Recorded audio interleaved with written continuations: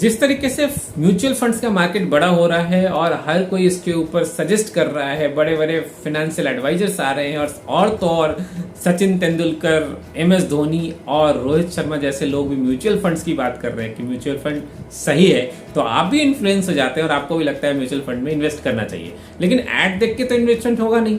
Investment करने के लिए थोड़ी बुद्धि लगती है, थोड़ा विवेक लगता है, थोड़ा ध्यान लगता है और थोड़ी नॉलेज लगती है। तो ये सब एक बार में तो आएगा नहीं। तो क्यों ना आज की इस वीडियो को डिटेल से समझे और समझे कि आप अपना म्यूचुअल फंड बेस्ट तरीके से कैसे सिलेक्ट कर सकते हैं, अपना पहला म्यूचुअल फंड किस प्रकार से आप इन्वेस्ट कर सकते हैं, किस तरीके से आप इन्वेस्ट करें ताकि कम से कम इन्वेस्टमेंट में ज्यादा से ज्यादा आपको गेन मिले। तो आइए इस वीडियो को शुरू करते हैं। सबसे पहले समझते हैं म्यूचुअल फंड के टाइप को। म्यूचुअल फंड दो टाइप के होते हैं, ऑफकोर्स, एक होता है एक्टिव, दूसरा होता है पैसिव। एक्टिव म्यूचुअल फंड्स वो हैं जहां पे आपके फंड एडवाइजर्स जो है ना लगातार आपके फंड्स को एक दूसरी जगह पे अलोकेट करते रहते हैं, यानी कि जहां पे भी लगा के अलोकेट कर करके पैसे को बड़ा करना है, फंड मैनेजर्स करते रहते हैं। दूसरा होता है पैसिव, यानी कि एक बार पैसा लगा दिया और जरूरत पड़ने पे बीच बीच में वो चेंज हो सकता है, लगातार उसमें चेंजेस नहीं होते हैं। ये होता है दूसरा पैसिव टाइप का। जैसे निफ्टी 50 ऑलमोस्ट फिक्स्ड है, इसमें बार बार चेंज करने की जरूरत नहीं। हाँ, उसमें कंपनी चेंज होगी लेकिन निफ्टी 50 फिक्स रहेगा और उसमें एलोकेशन चेंज करने की आपको जरूरत नहीं पड़ेगी। बेनिफिट ये है कि अगर आप स्टॉक मार्केट में अगर आप इन्वेस्ट कर रहे हैं तो आपको अपने हिसाब से स्टॉक पिक करना होता है। जरूरत पड़ने पे मार्केट के उतार चढ़ाव के अकॉर्डिंग उसमें से पैसे निकाल के दूसरी जगह इन्वेस्ट करने पड़ते हैं, जबकि म्यूचुअल फंड्स में सबकी जरूरत नहीं। कि म्यूचुअल फंड्स में ऑलरेडी फंड मैनेजर्स होते हैं जिनका काम ही यही होता है कि आपके फंड को सही जगह पे लगाएं, और इन्होंने बनाई रखी है इसलिए कंपनी ताकि वो पैसे खुद भी कमाए और आपको भी कमा कर दे। तो क्या ऐसे फंड मैनेजर्स आपके पैसे को डूबने देंगे? नहीं, उनका भी पैसा उसमें बनना है, तो पैसे नहीं डूबने देंगे और आपको पैसा बना के देंगे। एक इंपॉर्टेंट बात ध्यान रखनी पड़ेगी कि म्यूचुअल फंड्स ना लॉन्ग टर्म के लिए, शॉर्ट टर्म के लिए नहीं है। अगर आप 1 साल 2 साल 3 साल के लिए अगर इन्वेस्ट करके पैसे बनाना चाहते हैं तो बेटर है कि आप आरडी पे जाएं, रिकरिंग डिपॉजिट पे, या एफडी पे जाएं, फिक्स डिपॉजिट पे। इन जगहों पे आप बेहतर पैसा बना सकते हैं, 6-7-8% तक का रिटर्न बना सकते हैं, जबकि म्यूचुअल फंड्स में गारंटी नहीं है। म्यूचुअल फंड्स में बनने को बन भी सकता है, 3 साल में भी 10-12% बन सकते हैं, लेकिन अगर मार्केट अनस्टेबल रहा हो सकता है कि जितना पैसा था उतना ही पड़ा रह जाए, हो सकता है वो नेगेटिव में भी चला जाए, तो कुछ भी हो सकता है। इसलिए कहा जाता है कि मार्केट रिस्क के अकॉर्डिंग है म्यूचुअल फंड। इसमें इन्वेस्ट करने से पहले सभी जरूरी दस्तावेजों को ध्यानपूर्वक पढ़ लें, और ये इसीलिए बोला जाता है क्योंकि ये मार्केट में इन्वेस्ट हो रहा है। मार्केट का क्या हाल रहेगा उस पर डिपेंड करेगा आपके म्यूचुअल फंड का। लेकिन लॉन्ग टर्म में जब आप इन्वेस्ट करेंगे, 15 साल 20 साल के लिए इन्वेस्ट करेंगे, तो वहां पे मार्केट चाहे जैसा भी हो, हम बचपन से सुनते आ रहे हैं दादी के जुबान से, हमारे जमाने में तो फला चीज सिर्फ 10 रुपए का मिलता था, आज वो 100 रुपए का हो गया।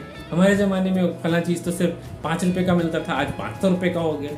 मामूली सी चीज, खाने पीने की चीज हो, चाहे आटा हो, चावल हो, आलू हो, दाल हो, तेल हो, घी हो, मक्खन हो, हर चीज महंगा हो गया है। तो यानी कि मार्केट बड़ा तो हो रहा है, चीजें बड़ी तो हो रही है, बनाने वाली कंपनीज भी पैसा कमा रही है, तो यानी मार्केट बड़ा होगा तो आपका पैसा भी बड़ा होगा लॉन्ग टर्म। ये तो गारंटी है, इसमें कोई प्रॉब्लम की बात नहीं, बशर्ते कि पूरा मार्केट ही क्रैश हो जाए, इकोनॉमी ही चली जाए इंडिया की। अब इंडिया की इकोनॉमी अगर चली ही गई तो घर में रखा हुआ कैश भी क्या ही काम आ जाएगा।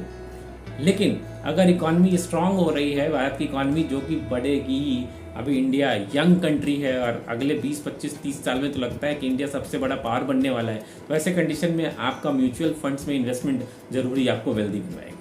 तो इसमें बात करने की यही कि मंथली ट्रेंड से आपको डरने की जरूरत नहीं है। अचानक से एक मंथ में मार्केट गिर गया, दूसरे मंथ में उठ गया, इससे ना डरने की जरूरत है ना आपको खुश होने की जरूरत है, बस आपको स्टेबल रहने की जरूरत है। आगे बढ़ते हैं, फंड एलोकेशन कहाँ पे किया जाए। फंड एलोकेशन अगर आप नए हैं, नया इन्वेस्ट करना शुरू किए, तो इक्वली डिवाइड कर दीजिए, 3 पार्ट में डिवाइड कर लीजिए अपने फंड को।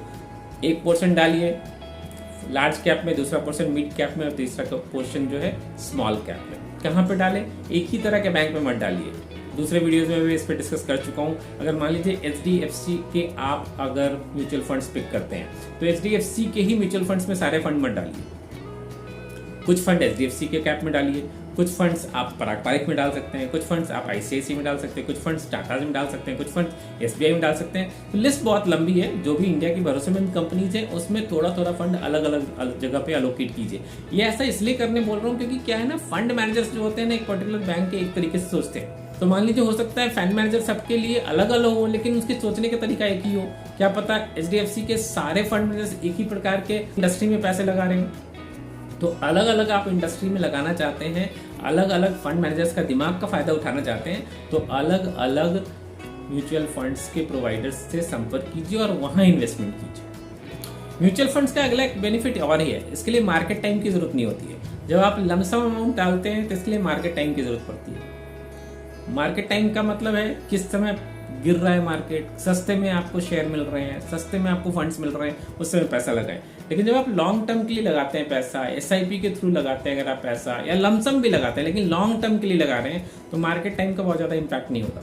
हाँ, अगर आपको बेस्ट टाइम ऐसा मिल जाए जहां पे सच में गिरा हुआ है, सस्ते पे चीजें मिल रही है, वहां पे अगर आप खरीद के लगाते हैं तो ऑफकोर्स आपको ज्यादा बेनिफिट मिलेगा। लेकिन the best thing is that कि जब भी लगाओ, लॉन्ग टर्म के लिए लगाओ आप, तो आपको मार्केट टाइम का वेट करने की जरूरत नहीं पड़ती। अब बात आती है कि इसको इन्वेस्ट करें कैसे, कहाँ से करें, कौन से ऑर्गेनाइजेशन के थ्रू करें। देखिए बहुत सारे हैं, मैं किसी पर्टिकुलर का नाम लेके आपको कंफ्यूज नहीं करना चाहता। आप IND मनी से कर सकते हैं, आप ग्रो ऐप से कर सकते हैं, आप फोन पे से कर सकते हैं, आप पेटीएम से कर सकते हैं। आज की डेट में बहुत सारे ऐप्स अवेलेबल है। प्ले स्टोर पे जाइए, रिव्यूज पढ़िए, उनके खुद से सर्च कीजिए, छोटा मोटा अमाउंट लगा के 10 रुपये, 20 रुपये, 50 रुपये लगा के आप चेक कीजिए कहाँ पे आपको अच्छी सर्विस मिल रही है, एंड टू एंड क्या सर्विस मिल रही है, विड्रॉवल पे कितना आपको चार्जेस देने पड़ सकते हैं। ये सारी चीज़ का रिव्यू कीजिए, कंपैरिजन कीजिए, जो आपको बेस्ट लगता है, जिसपे कोई पेनल्टी नहीं देनी पड़ रही है, मिनिमम आपको सर्विस चार्जेस देने पड़ रहे हैं। ध्यान रखिए सर्विस चार्जेस ना 1% से ज़्यादा नहीं होना चाहिए किसी का भी। अगर उससे ज़्यादा हो रहा है इसका मतलब कुछ गड़बड़ है, वहाँ पे लगाने की जरूरत नहीं है। आप देखिए बहुत सारे ऑर्गेनाइजेशंस हैं जिनके ऑलरेडी प्लेटफॉर्म्स अवेलेबल हैं, बहुत नॉमिनल चार्जेस पे आपका फंड मैनेज करके आपको देते हैं। क्यों अननेसेसरी पैसा इन्वेस्ट करना। जी हाँ, तो उम्मीद करता हूँ ये वीडियो थोड़ा हेल्प करेगा आपको जरूर म्यूचुअल फंड्स को समझने के लिए, किस प्रकार से इन्वेस्ट करें उसके बारे में जानने के लिए। क्या सेक्शन और पसंद करना चाहेंगे विस्तार से जानना, उसके बारे में कमेंट में लिख के बताइए। मैं आपके लिए बेहतरीन वीडियो बना के लेके आता रहूँगा। मिलता हूँ ऐसे ही बेहतरीन वीडियो में एक बार फिर से, तब तक के लिए आपको नमस्कार।